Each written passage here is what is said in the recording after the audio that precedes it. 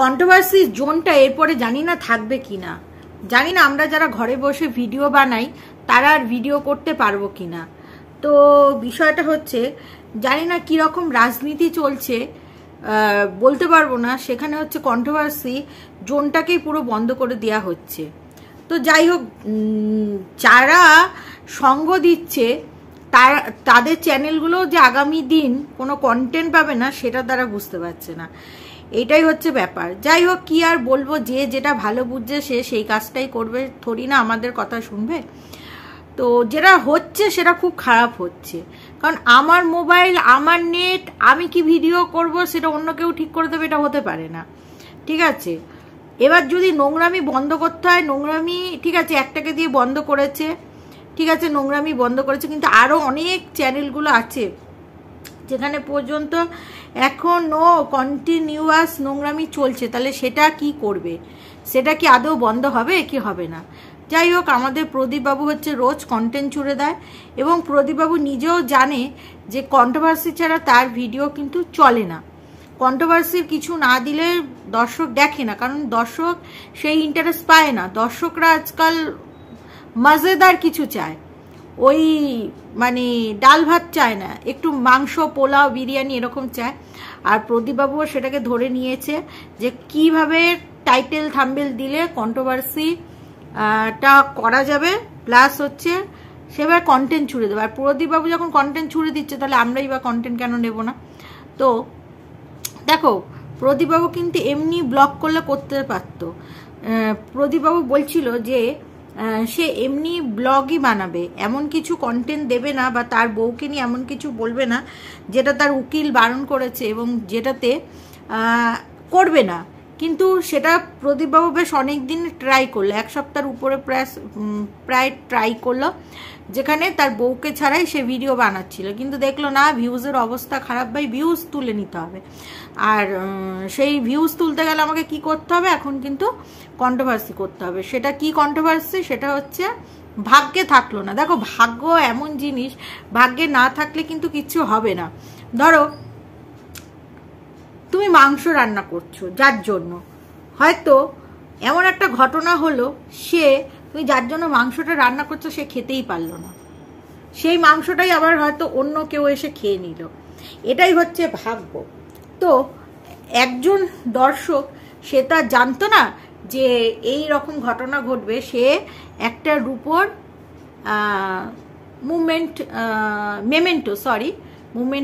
Memento সাথে প্রদীপবাবুর ছেলেকে একটা সোনার হার দিয়েছে সে একজন ভিউয়ার্স। তো সেই হারটা পর্যন্ত চুরি হয়ে গেছে।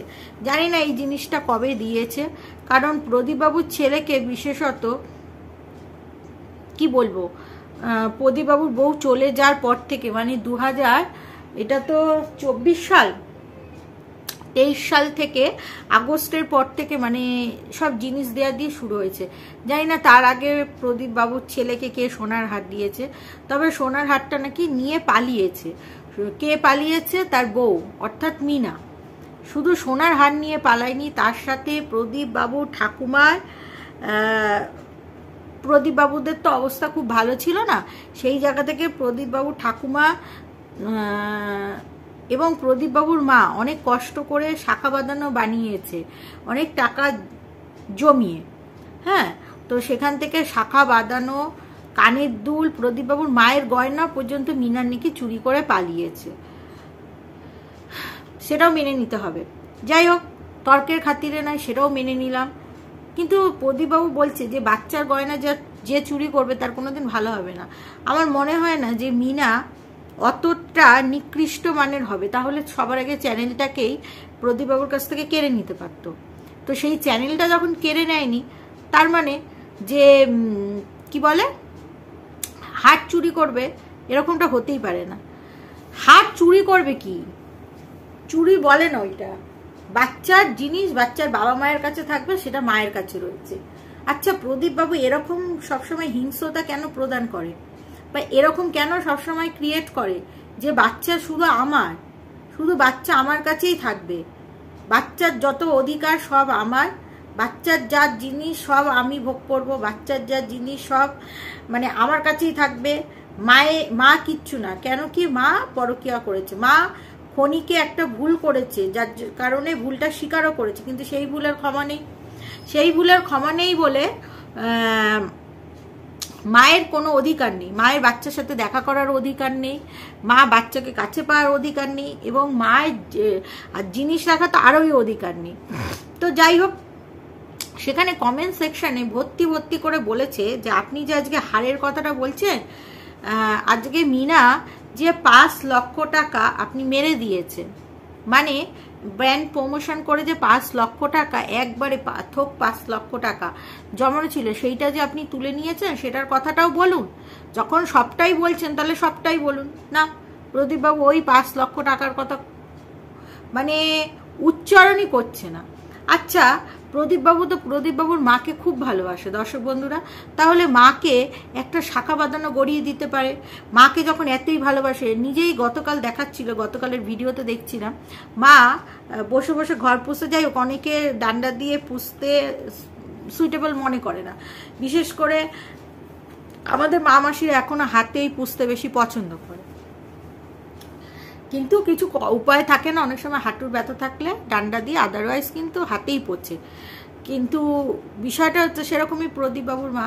তাহলে প্রদীপবাবু নিজেই বলছে যে মায়ের খুব খাটাখাটনি হয়ে যাচ্ছে, স্বাভাবিক ব্যাপার, গ্রামে তো একটা বেশি কাজ থাকে, তারপরে অত বড় বাড়ি, অত বড় মানে বাড়ির অতগুলো রুম, উপর নিচ করে কম নয়, রান্না করা, তারপরে বাচ্চাটা টেক কেয়ার করা, বাচ্চাটা জ্বালায়, তার মধ্যে জ্বালায় মানে কি যেরকম হয় আর কি, খেতে চাইছে না, জোর করে খাওয়াতে হবে, এইসব ব্যাপারগুলো প্রদীপবাবুর মা ধ্যান রাখে। তাহলে কি প্রদীপবাবুর উচিত না দর্শক বন্ধুরা একটা কাজের লোক রাখা, প্রদীপবাবুর মাকে একটা সোনার কানের দুল, একটা শাখা বাঁধানো, যেগুলো প্রদীপবাবুর মা এখনও হাতে প্লাস্টিকের শাখা বাঁধানো পরে থাকে, কেন এটা পরবে?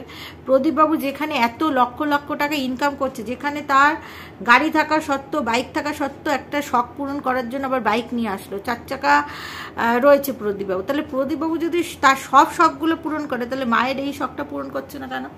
একটা শাখা বাঁধানো কিনে দিচ্ছে না কেন? কতই বা একটা দাম, খুব বেশি হলে প্রদীপবাবুর যা 1 মাসের স্যালারি পায় তার থেকে হয়তো 25% কি 50% কাটা যাবে একটা শাখা বাঁধানো, কি তারও কম। তাহলে একটা শাখা বাঁধানো প্রদীপবাবু করে দিচ্ছে না। আচ্ছা মানলাম প্রদীপবাবু করে দিচ্ছে না, কাজের লোকও পর্যন্ত রাখছে না, বলছে কাজের লোক নাকি পাওয়াই যায় না। আরে বাবা, ফুল টাইমের জন্য নয় একটা কাজের লোক রেখে দিতে পারে, যে সারাদিন কাজ করবে। তো যাই হোক, অনেকেই বলছে যে প্রদীপবাবুদের এতগুলো বাড়ি সামলানো মুশকিল,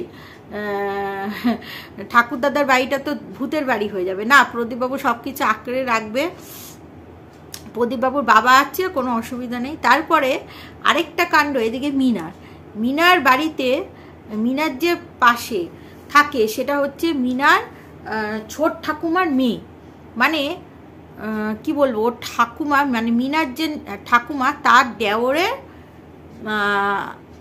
হ্যাঁ তার দেওরের মেয়ে।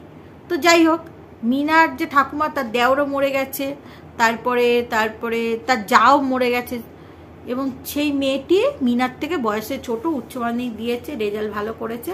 যাই হোক, তাকে ফেসবুকের মাধ্যমে জিজ্ঞাসা করছে কোনো একজন ভিউয়ার্স যে মিনা এই কয়দিন ভিডিও দেয়নি, মিনা তার মানে